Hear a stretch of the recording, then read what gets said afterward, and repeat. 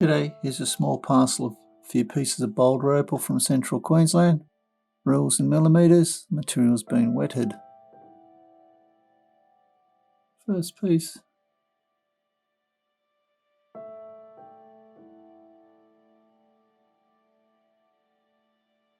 Really that face there. White that you're seeing there is a reflection of the lights from the water.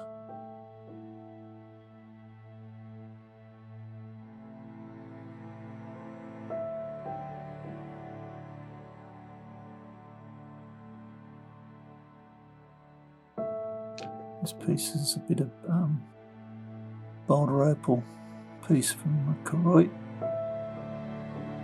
Little purple veins in it here.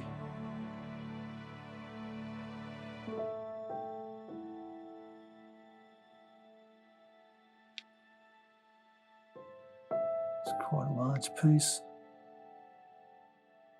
of nothing. A little bit here, that's all. There's a vein goes through here, so maybe grind that down. That might go somewhere. There's no guarantee on that.